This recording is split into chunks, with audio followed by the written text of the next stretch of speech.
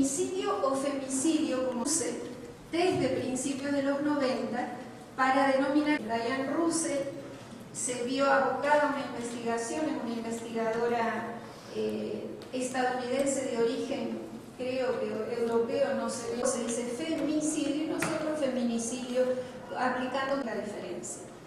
En la región es un crimen el feminicidio que los estados permiten porque minimizan y muchas veces invisibilizan en sus presupuestos y reparaciones a las víctimas y sus familiares. Una falta grande de compromiso internacional, y a pesar de eso el feminicidio no ha sido el término empleado, ha logrado trascender al público a través de los medios y de las investigaciones. El imaginario social dominicano desde mediados de los 90 así se llamó. Por eso cuando hicimos la primera investigación con Profamilia, quien mate voluntariamente a otro, se hace reo de feminicidio, que es el designio de matar a otra persona, porque presumen que el hombre que golpea hoy, golpea mañana, da una patada, aplicar la ley como es de asesinato o homicidio.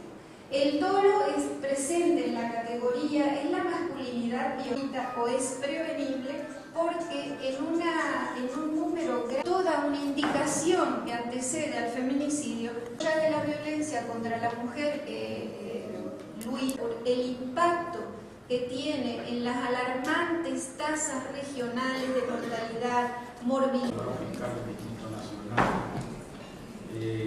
Aquí hay una serie de datos, pero solamente me voy a referir aquí a este que dice que desde el 2004 hasta la fecha es la única fiscal de Santiago que ha logrado la pena máxima en todos los casos de drogas que ha litigado y la mayoría de los casos criminales que le tocó investigar, distinguiéndose por lograr la condena de la tentativa de feminicidio de uno de esos casos que ha conocido. Es la fiscal más joven y la primera de Santiago y es profesora de la Escuela Nacional de Ministerio. De manera que tenemos con nosotros el privilegio de contar con la procuradora fiscal que dice Reina.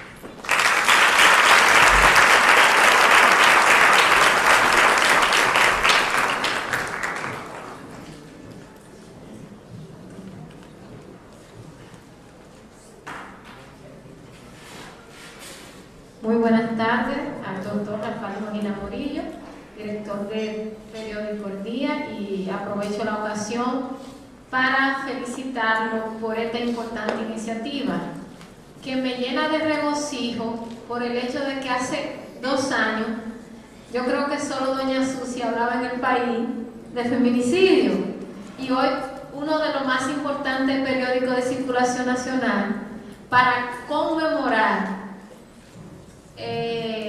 un año más de existencia, ha decidido hacer un coloquio en honor al tema del feminicidio, lo que quiere decir que ya doña Susi no está sola, no estamos solas, y eso es muy importante. Aprovecho la ocasión por igual para externar cordial saludo a mis 2 profesoras, porque con haber tenido el privilegio de recibir capacitación con la doctora Ana Calcedo en el diplomado sobre violencia feminicida, desarrollado por la Cooperación Española en Antigua Guatemala, así como también con doña Susi, que he tenido el privilegio no solo de trabajar con ella, sino de compartir la ciudadanía o la nacionalidad santiaguera. Así, por igual, a un profesional muy importante para el equipo de Fiscalía del Distrito, el doctor Luis Vergés. Especialmente también en el público, al fiscal del Distrito, actual juez de la Junta Central Electoral, por su visión, que es más que digna de admiración, con esa infraestructura que él dejó creada en Fiscalía del Distrito, el doctor José Manuel Hernández Peguero.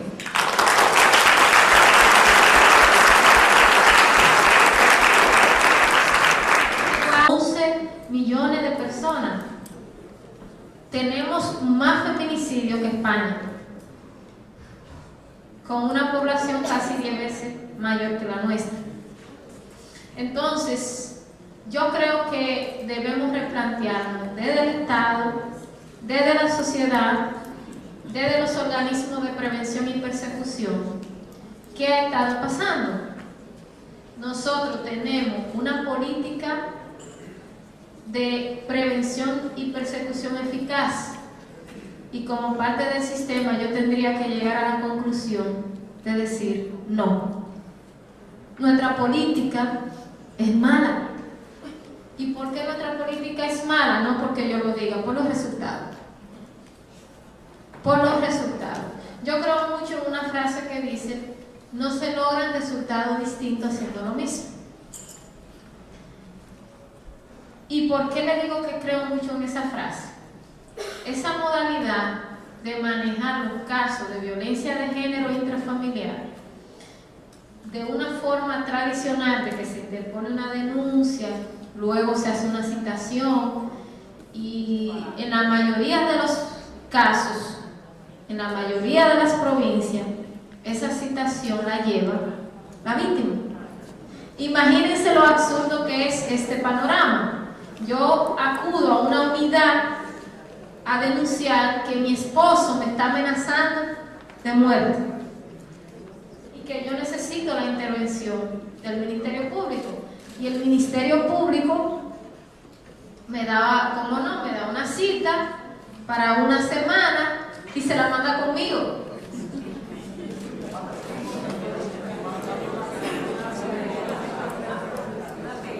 Y se la manda conmigo.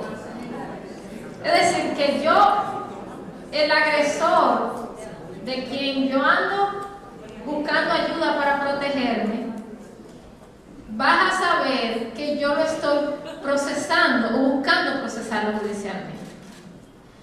Pero por igual, uno de los periodos de mayor grado de peligro para una mujer víctima de violencia de género o intrafamiliar es el que transcurre entre el periodo de notificación de esa cita y esa cita, que a veces no es para una semana, a veces es para un tiempo mucho mayor.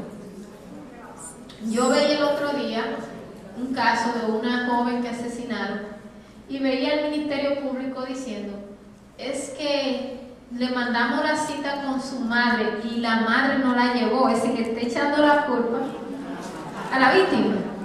Entonces, yo creo que debemos replantear no solo la forma de persecución, yo creo que debemos replantearnos la forma de prevención.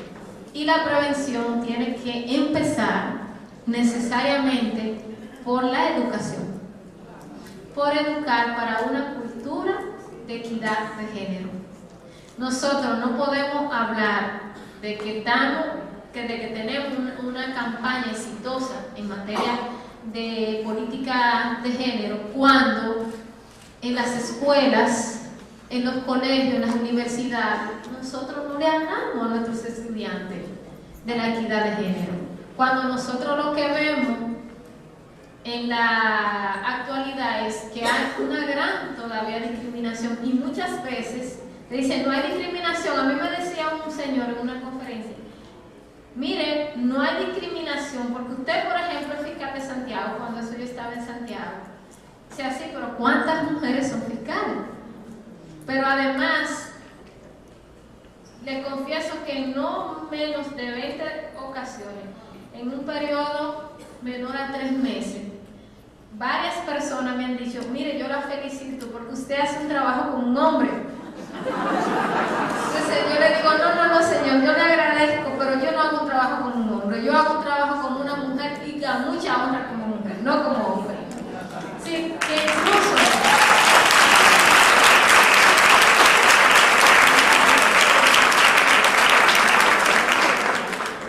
incluso en aquellos casos que nosotros queremos elogiar el trabajo de una mujer, lo asociamos al trabajo que hace un hombre, o si no, hasta comunicadores diciendo: tal servidora pública, no, eso es un hombre.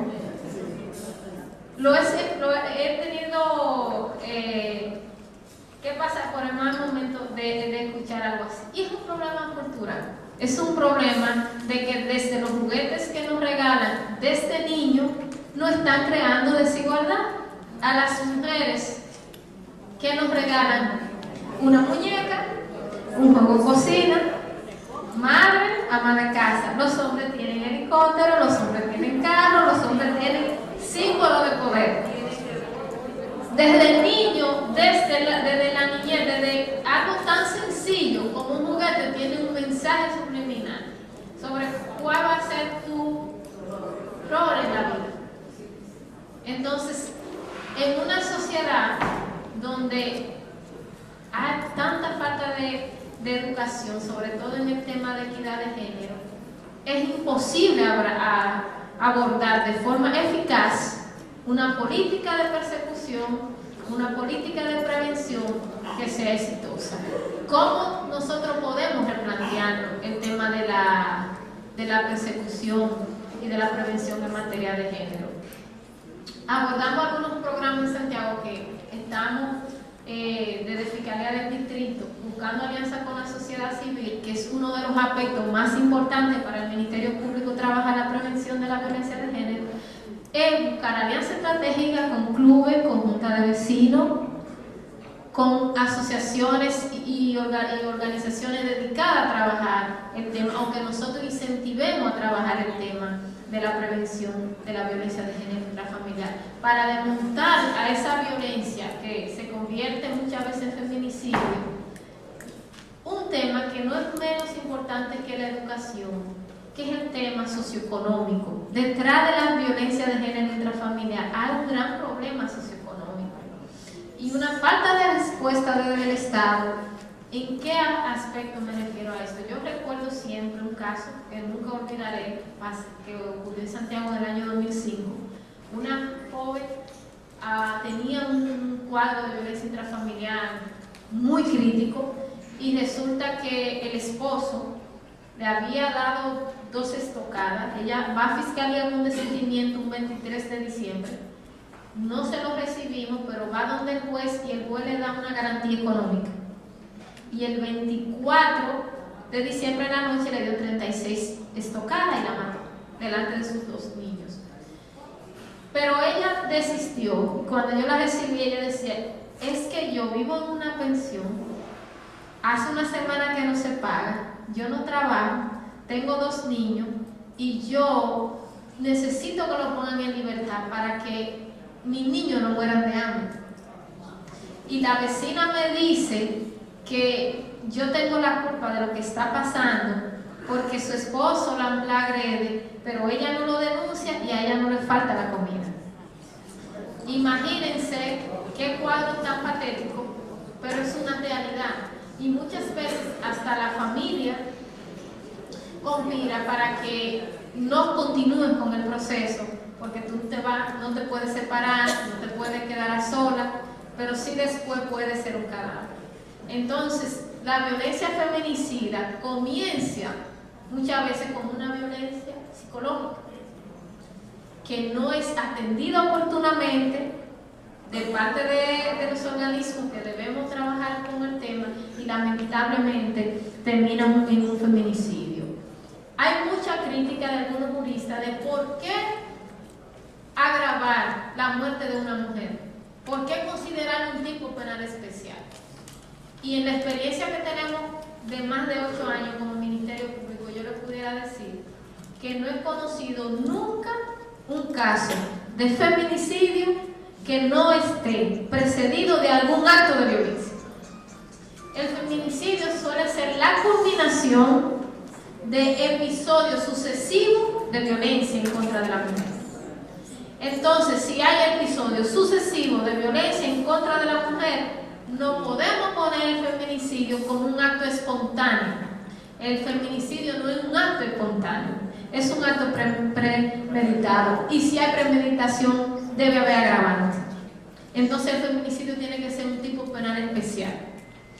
Muchas veces el tema del feminicidio también, no solo desde parte de la sociedad en sentido general, y la doctora Carcedo también lo trataba, del tema de la prensa, de cómo yo leía y recorté en 2 medios de comunicación, la mataron por amor. O sea, no la mataron por amor, la mataron por ser mujer, que es muy distinto. Si ese amor existiera,